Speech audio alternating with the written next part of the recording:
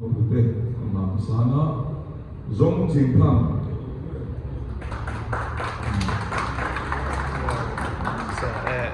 thằng tệ này quá nâng tô sân kết lệ xung phải cái này mong đây Richard giúp thằng kia mong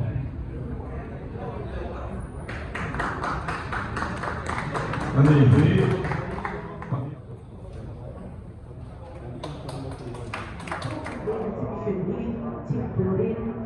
kalau dikwe kama kalau so bega tu tadi itu ka dingai sakula tin budget sumca ma tepo am ta chuan kan thulu na chin ni om be ha ke ni chuan nang ma ni ka son na te ni activity ni ekmani budget siama tepo kan na ba ta wa ni pe tham le chang te amai ta chang te om chira Chapcharkut 2025 art exhibition enang tuna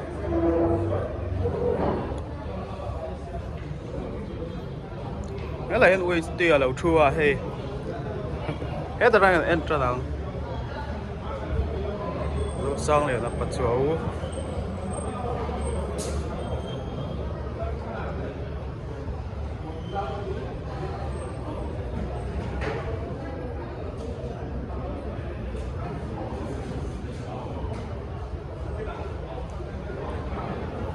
cái môi rượu khóc mà hay Christian massage cái này ổn tất cả này hay là đâu chậm lại cái chân làm lại này lú còn khóc rồi dâu thần khô mặc polico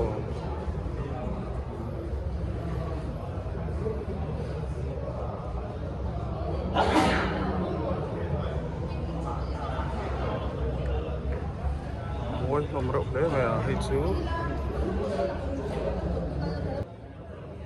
là mà hiện không có cả cái làm bằng hiện em tiểu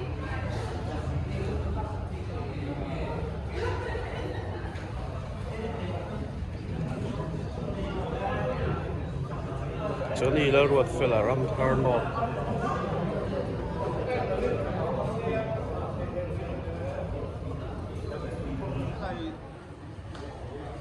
salu itu lah kayak tùy bù rồi này đi lạc cái này nghe pasal trả lời ôm ai hết lại chăm văng văng mày hết tập bộ gì đừng lu ngày đừng lại zong lu tập bom này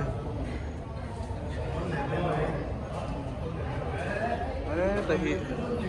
tập chắc à anh tí niệm hết lại chân tập chắc anh tí niệm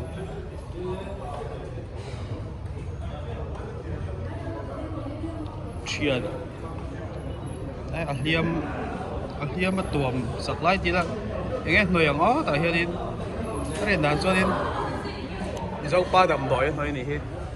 thì môi khóc mày hay mày hay thà lạc môi đều đều ăn tổ rồng hết tại hiện nó mà làm bằng anh thiên nó không có hay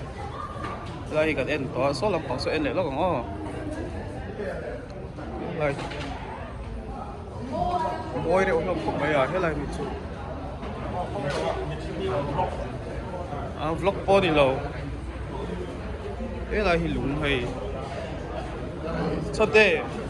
thì phải nghe chụp người là gì đó chụp người nghe là gì đó nó khó là u la cái bề môi đều khóc mày hay tùy khó thà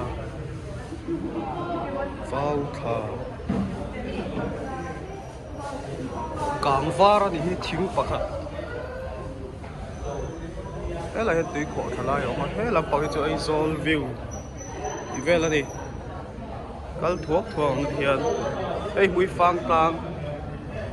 khám bằng hay draw nan là cái này về ấy hi có chùa rau bụi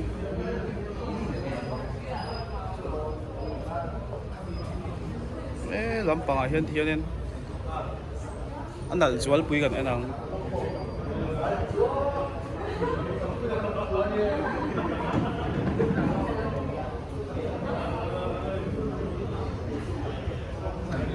tập bụi môi rau khóc mày Rồi ek plang anh em. Đâm mò. Cũng có khát về. Đi xa lá cái rồi chung. Cái một tí tụ cái này nó có cắt em quá là còn đây pu tên là em quá là hay.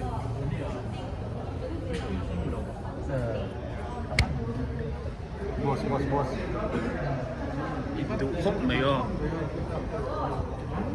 hay thằng tê hi phủi khóc về tại hiện hay lâu sưởi mé gặp bộ là tên đây đủ lật khá là bằng về thu ta đi số lại số thằng tê là cái này số pasal train thì sẽ lại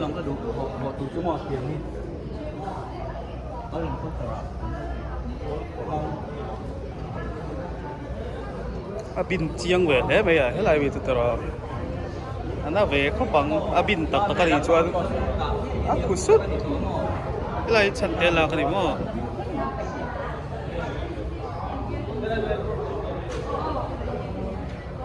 đâu bằng buồn big đâu đi hết lắm bằng mấy hết đâu mà sổ mà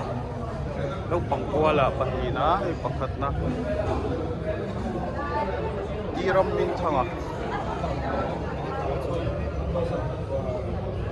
udah vita lah kan ni pon tau lai